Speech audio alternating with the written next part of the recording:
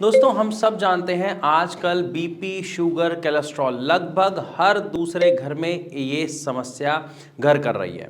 लेकिन क्या आप जानते हैं आपका शुगर या इवन आपका बीपी और बढ़ता हुआ कोलेस्ट्रॉल पैरालिसिस का कारण हो सकता है? जी हाँ, आपने बिल्कुल सही सुना है। जितने भी पैरालिसिस के केसेस आप देखते हैं, कभी भी आप उनकी रिपोर्ट उठा के देखिएगा, जो उसका रीजन मिलेगा वो या तो आपको हाई बीपी मिलेगा या आपका शुगर मिलेगा और इवन कोलेस्ट्रॉल होगा। अब ये क्यों होता है मैं आपको समझाता हूँ।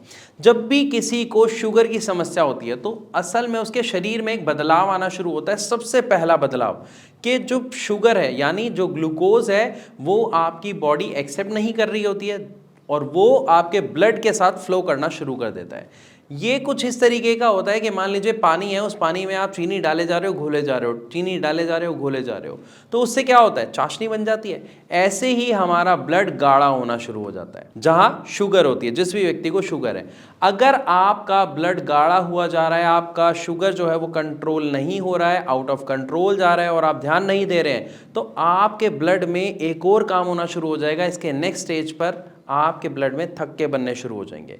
मतलब जब गाढ़ा हो जाता है ब्लड तो इकट्ठा होना शुरू हो जाता है ना, जैसे चीनी कहीं पे एक बूंद डल गई तो वो इकट्ठी मोटी हो जाती है।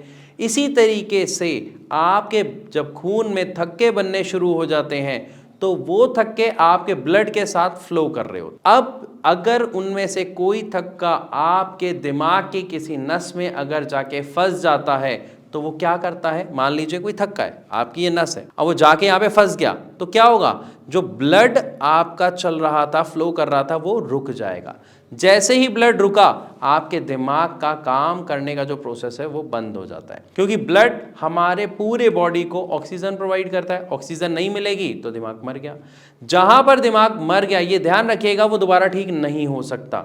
और दिमाग ही हमारे पूरे बॉडी को चला रहा होता है, इसलिए पैरालिसिस का अटैक हो जाता है। क्योंकि जैसे ही दिमाग का जो हिस्सा बंद, वो सारे के सारे जो काम वो दिमाग का हिस्सा कर रहा था उन सभी में सिम्टम्स देखने को मिल जाते हैं, वो काम अपना करना बंद कर देते हैं। और हाई बीपी के कारण जो आपका ब्लड फ्लो है वो बहुत ज्यादा, बहुत स्पीड से फ्लो कर रहा होता है, जिसकी वजह से नस के फटने का डर होता है। और जब ये नस अगर आपके दिमाग के किसी हिस्से में फट जाती है तो वो वाला दिमाग का हिस्सा काम करना बंद कर देता है और उसको पैरालिसिस का अटैक आ जाता है, जिसको हैमरेज कहा जाता है। तो ये जो पैरालिसिस है ये किसके कारण से हुए, आई होप आप समझ गए, आपके शुगर, आपके बीपी, आपके कोलेस्ट्रॉल की वजह से। तो अगर कोई भी व्यक्ति अपने आप को पैरालिसिस जैसी गंभीर समस्या से बचा के रखना चाहता है तो उसे क्या करना पड़ेगा, उसे सबसे पहले अपने ऊपर ध्यान देना पड़ेगा, अपनी शुगर को कंट्रोल करना पड़ेगा, अपने बीपी को कंट्रोल करना पड़ेगा, आपको अपने बढ़े हुए कोलेस्ट्रॉल को कम करना पड़ेगा। अगर आप ऐसा करते हैं तो आप समय रहते अपने आप को बचा सकते हैं पैरालिसिस जैसी गंभीर समस्या से। लेकिन कहानी कहाँ आती है, अब ये कंट्रोल करने के लिए हमें क्या करना पड़ेगा, दवा लेनी पड़ेगी? नहीं, आप अपनी डाइट पर कंट्रोल कर कर भी अपने बढ़े हुए कोलेस्ट्रॉल को कम कर सकते हैं। आपका जो शुगर में आपका जो ब्लड गाढ़ा होता है, अगर आप डेली वर्कआउट करते हैं, वॉक करते हैं, जॉग करते हैं, योगा करते हैं, प्राणायाम करते हैं, तो आप देखेंगे कि जो आपके ब्लड की थिकनेस है वो बढ़ती नहीं है, बल्कि नॉर्मल आपका ब्लड रहता है। तो आपको बीपी की दवा भी नहीं खानी पड़ती है, क्योंकि जब ब्लड गाढ़ा होता है तो वो फ्लो प्रॉपर नहीं कर पा रहा होता है, हार्ट को ज़्यादा उसके अंदर पंप करना पड़ता है। इस वजह से बीपी की जो प्रॉब्लम है वो देखने को मिलती है। तो अगर आपका ब्लड नॉर्मल हो जाता है तो बीपी भी आपका कंट्रोल में आ जाएगा और आप अपने आप को पैरालिसिस से बचा सकते हो। तो यहां तक हमने जाना कि किस तरीके से एक व्यक्ति अपने आप को पैरालिसिस से बचा सकता है और किन कारणों की वजह से पैरालिसिस होता है। लेकिन अगर हम बात करते हैं कि किसी को अगर पैरालिसिस हो गया तो अब उसे हम ठीक कैसे करें, उसके अंदर हम रिकवरी कैसे लाएं।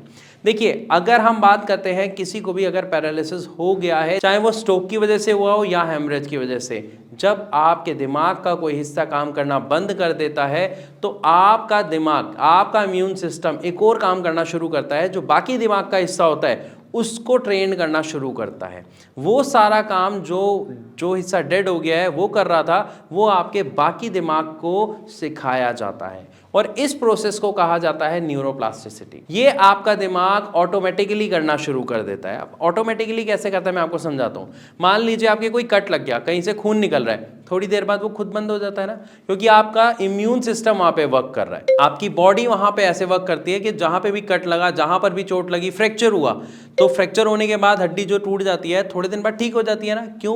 क्योंकि बॉडी उसे ऑटो हील करती है, खुद ब खुद ठीक करती है। सेम इसी तरीके से हमारे दिमाग को भी जो हमारी बॉडी है वो ऑटो हील करती है, लेकिन इसका एक समय होता है और वो होते हैं पहले 6 महीने।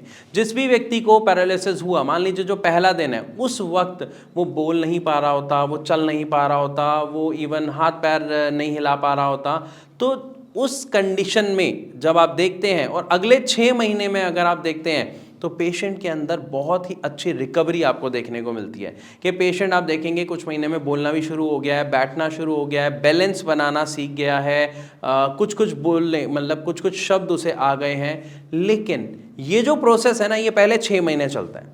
6 महीने के बाद ये प्रोसेस लगभग बंद हो जाता है या बहुत स्लो हो जाता है, जिसकी वजह से पेशेंट के अंदर रिकवरी देखने को नहीं मिलती है। अब जब हम ये देखते हैं कि पेशेंट के अंदर रिकवरी नहीं आती, तो यहाँ पे मेन पॉइंट आता है कि किस तरीके से हम अपने उस पेशेंट के अंदर रिकवरी ला सकते हैं। तो देखिए, अगर आप अपने पेशेंट के अंदर रिकवरी लाना चाहते हैं तो सबसे पहली और इंपॉर्टेंट बात क्या हुई, कौन सा प्रोसेस चल रहा था जिससे रिकवरी आ रही थी? न्यूरोप्लास्टिसिटी। तो हमें सबसे पहले क्या करना पड़ेगा, हमें वो सारी चीज़ें अपने पेशेंट को प्रोवाइड करानी है जो हेल्प करे उसे न्यूरोप्लास्टिसिटी में, यानी दिमाग को दोबारा ट्रेंड करने में। उसके लिए हमारी जो मेडिसिन्स होती हैं वो बहुत ही असरदार रूप निभाती हैं, किरदार निभाती हैं। लेकिन कौन सी मेडिसिन्स, ये आप जो मेडिसिन ले रहे हैं पहले वो चेक कीजिए, गूगल करिए। आजकल सारी इन्फॉर्मेशन गूगल पे है। आप अपनी उन दवाइयों का नाम लिखिए और चेक कीजिए उसका यूज़ क्या है। आप जान के हैरान रह जाएंगे कि दवा जो आप खा रहे हैं उसमें कोई भी दवा ऐसी नहीं होगी जो आपके न्यूरोप्लास्टिसिटी में हेल्प कर रही है। इसीलिए पेशेंट को 6 महीने बाद दवा लेने के बाद भी कुछ खास फर्क देखने को नहीं मिलता है।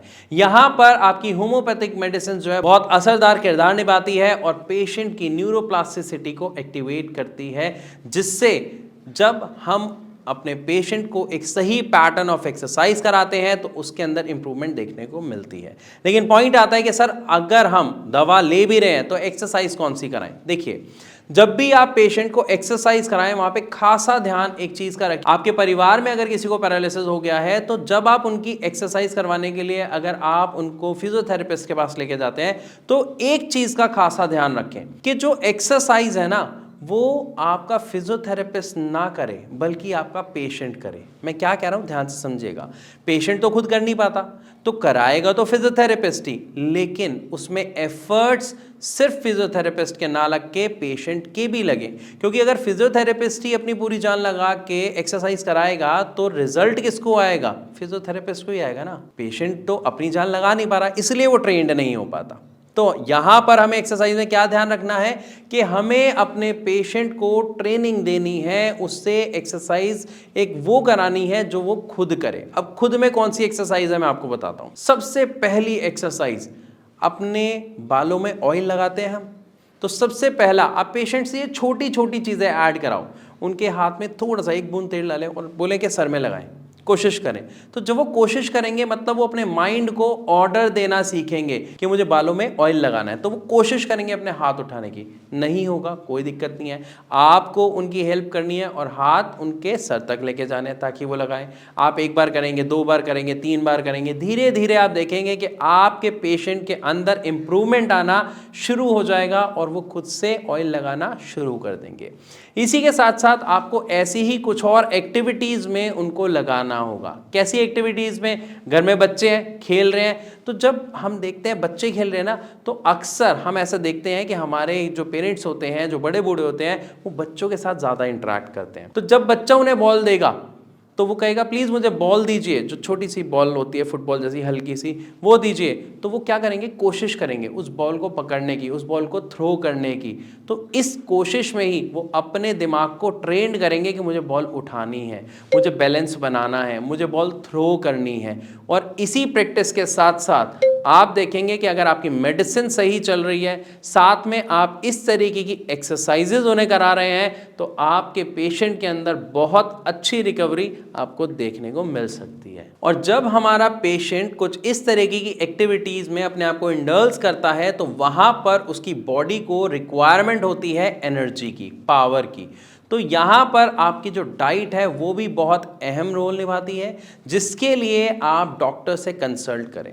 क्योंकि जब पेशेंट शुरुआती दौर में होता है तो हम उन्हें लिक्विड डाइट पे रखते हैं, लेकिन धीरे धीरे उनकी डाइट में चेंजेस आते जाते हैं। वो चेंज कब आने हैं, कैसे आने हैं, डाइट में क्या चेंज करना है, अगर इस तरीके की आपको कोई भी इंफॉर्मेशन चाहिए तो स्क्रीन पे जो नीचे नंबर आ रहा है आप उस पर कॉल करके भारत होम्योपैथी के डॉक्टर से फ्री ऑफ कॉस्ट कंसल्ट कर सकते हैं, अपनी समस्याओं और सवालों के जवाब पा सकते हैं। तो आई होप इस पूरी वीडियो में आपको अच्छे से समझ आया कि अगर किसी भी व्यक्ति को डायबिटीज, शुगर, बीपी जैसी समस्या है तो उसे समय रहते ही उसे कंट्रोल करना पड़ेगा, वरना पैरालिसिस जैसी समस्या का सामना करना पड़ सकता है। और अगर किसी को पैरालिसिस हो गया है तो वो किस तरीके से एक्सरसाइज करके अपने पेशेंट के अंदर रिकवरी देख सकते हैं।